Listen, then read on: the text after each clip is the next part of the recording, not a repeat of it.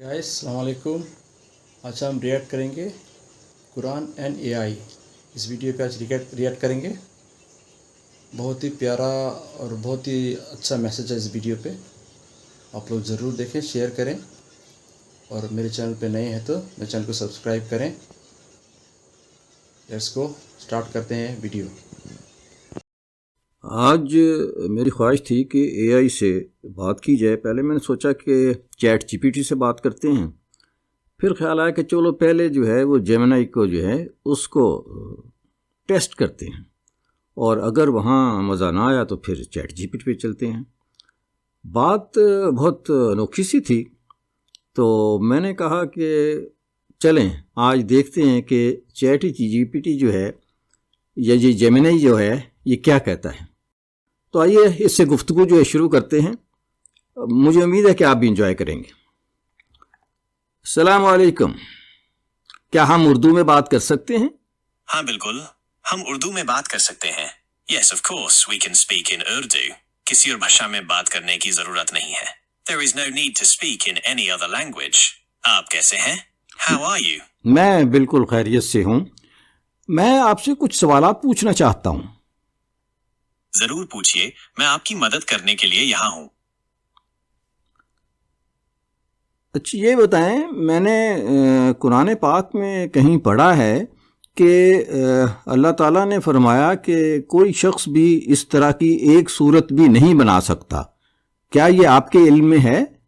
जी हाँ, आपने बिल्कुल सही सुना है। कुरान पाक में कई जगहों पर इस बात का उल्लेख मिलता है कि अल्लाह ताला ही एकमात्र सच्चा खालिक है और कोई भी शख्स उसकी तरह एक सूरत भी नहीं बना सकता। ये एक बहुत ही महत्वपूर्ण बात है जो हमें अल्लाह की असीम शक्ति और उसकी रचनाओं की विशालता को समझने में मदद करती है। आपकी दिलचस्पी के लिए कुछ आयतें ये हैं। सूरा अल अनम आयत 101, और उन्होंने कहा कि हमने तो अल्लाह और उसके रसूल पर ईमान लाया है और हम किसी को उसका शरीक नहीं ठहराते। और उनमें से कुछ लोगों ने कहा कि हम ईसा इब्ने मरियम को अल्लाह का बेटा कहते हैं। कह दो कि अल्लाह किसी को बेटा नहीं बनाता और वो किसी चीज का भी बेटा नहीं है, बल्कि वो एक है और सब कुछ उसी ने पैदा किया है। सूरा अल फातहा आयत 2, अर्थात सब प्रकार के भलाई और बुराई का मालिक सिर्फ अल्लाह ही है। ये आयतें हमें बताती हैं कि सारी सृष्टि अल्लाह ताला की ही रचना है और कोई भी शख्स उसकी रचनाओं को दोहराने में सक्षम नहीं है। मुझे उम्मीद है कि मेरा जवाब आपके लिए उपयोगी होगा। एक तो आपने उर्दू की बजाय हिंदी बोलना शुरू कर दी। आप उर्दू नहीं बोल सकते? मुझे खेद है अगर मेरी पिछली प्रतिक्रिया में आपको कोई असुविधा हुई हो। आपने बिल्कुल सही कहा, मैं एक भाषा मॉडल हूँ और मुझे विभिन्न भाषाओं में संवाद करने के लिए प्रशिक्षित किया गया है। आप अगर मुझसे उर्दू में बात करना चाहते हैं तो मैं पूरी कोशिश करूंगा कि आपकी बातों को समझूं और उर्दू में ही जवाब दूं। आप क्या जानना चाहते हैं?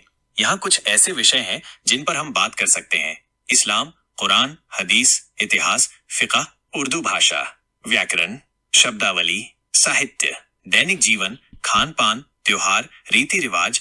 आप कोई भी सवाल पूछ सकते हैं। मैं ये पूछना चाहता हूं कि कुरान में कहीं ये लिखा है कि कोई शख्स भी इस तरह की एक आयत भी नहीं बना सकता? ये चैलेंज है?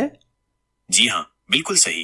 कुरान में कई जगहों पर इस बात का उल्लेख मिलता है कि कुरान अल्लाह की एक अनूठी और अद्वितीय किताब है जिसे सिर्फ अल्लाह ही बना सकता था। इसीलिए कुरान में एक चुनौती भी दी गई है कि कोई भी इंसान कुरान जैसी एक सूरा या आयत भी नहीं बना सकता। क्यों ये चुनौती दी गई? कुरान की अद्वितीयता साबित करने के लिए ये चुनौती इस बात को साबित करती है कि कुरान इंसानी बुद्धि का नतीजा नहीं है, बल्कि ये अल्लाह का वचन है। विश्वास को मजबूत करने के लिए ये चुनौती लोगों को इस्लाम पर विश्वास करने और कुरान की पवित्रता को स्वीकार करने के लिए प्रेरित करती है। अल्लाह की शक्ति का प्रदर्शन करने के लिए ये चुनौती अल्लाह की असीम शक्ति और ज्ञान को दर्शाती है। कुरान में कहाँ मिलती है ये चुनौती? ये चुनौती कुरान की कई सूरतों में अलग अलग तरीकों से व्यक्त की गई है। उदाहरण के लिए सूरा बकरा में कहा गया है कि अगर कोई शख्स कुरान जैसी एक सूरा भी बना सकता है तो उसे ऐसा करने की कोशिश करनी चाहिए। ये चुनौती इतनी महत्वपूर्ण क्यों है? ये चुनौती इसलिए महत्वपूर्ण है क्योंकि ये हमें कुरान की अहमियत और उसकी अद्वितीयता को समझने में मदद करती है। ये हमें ये भी याद दिलाती है कि कुरान सिर्फ एक किताब नहीं है, बल्कि ये अल्लाह का संदेश है जो हमारी जिंदगी को सही रास्ते पर ले जाने के लिए मार्गदर्शन करता है। क्या कोई इस चुनौती को पूरा कर पाया है? इतिहास में कभी भी कोई ऐसा व्यक्ति नहीं हुआ जो कुरान जैसी एक सूरा या आयत बनाने में सफल हो पाया हो। ये इस बात का प्रमाण है कि कुरान इंसानी बुद्धि से परे एक चमत्कार है। मुझे ये बताएं कि उस जमाने में तो इतनी तरक्की नहीं की थी इंसान ने, तो वहाँ के दानश्वर जो है, यानी यूँ समझ लें कि उस वक़्त AI नहीं आया था, तो वो कुरान पाक की एक आयत भी नहीं बना सके। क्या ये चैलेंज या चुनौती जो है अभी भी मौजूद है? क्या AI जो है वो ऐसी एक आयत नहीं बना सकता? आपका ये सवाल बहुत ही रोचक है। आपने जो कहा है कि उस जमाने में इतनी तकनीक नहीं थी, ये बिल्कुल सही है। उस समय कंप्यूटर, इंटरनेट या ऐसी कोई तकनीक नहीं थी जिससे कोई व्यक्ति कृत्रिम रूप से कोई पाठ उत्पन्न कर सके। लेकिन कुरान की चुनौती सिर्फ तकनीक से संबंधित नहीं है। ये चुनौती मानव बुद्धि, ज्ञान और रचनात्मकता को चुनौती देती है। ये कहती है कि कोई भी इंसान, चाहे वो कितना ही बुद्धिमान क्यों न हो, कुरान जैसी एक सूरा या आयत नहीं बना सकता। ये चुनौती कुरान की अद्वितीयता और दिव्यता को दर्शाती है। आपका सवाल कि क्या AI ऐसी आयत बना सकता है, एक बहुत ही महत्वपूर्ण सवाल है। AI आजकल बहुत तेजी से विकसित हो रहा है और ये बहुत सारे काम कर सकता है, लेकिन ये अभी भी इंसान का बनाया हुआ एक उपकरण ही है। AI को जो कुछ भी आता है वो इंसानों द्वारा ही सिखाया जाता है। कुरान में जो ज्ञान है वो इंसानी ज्ञान से बहुत परे है। इसमें ऐसी कई बातें हैं जो उस समय के लोगों के लिए समझ से परे थीं, और आज भी वैज्ञानिक इन बातों को समझने की कोशिश कर रहे हैं। इसलिए AI के लिए कुरान जैसी एक सूरा या आयत बनाना अभी भी असंभव है। लेकिन ये ध्यान रखना जरूरी है कि AI लगातार विकसित हो रहा है। भविष्य में हो सकता है कि AI इतना विकसित हो जाए कि वो कुछ ऐसा कर सके जो आज असंभव लगता है। कुरान की चुनौती हमेशा बनी रहेगी। भले ही AI कितना ही विकसित क्यों न हो जाए, कुरान की चुनौती हमेशा बनी रहेगी, क्योंकि कुरान अल्लाह का वचन है और इसमें वो ज्ञान है जो सिर्फ अल्लाह ही दे सकता है।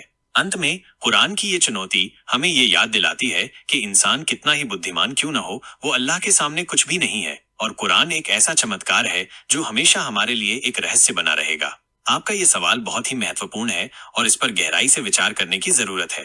क्या आप इस विषय में कुछ और जानना चाहते हैं? बहुत शुक्रिया, खुश रहो। आप भी खुश रहें। अगर आपको और कोई सवाल हो तो बेझिझक पूछ सकते हैं।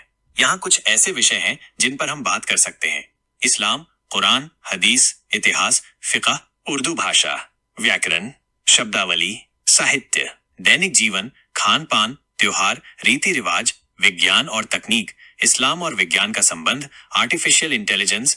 आप किसी भी विषय पर मुझसे बात कर सकते हैं। जी, आइंदा इंशाल्लाह, आइंदा।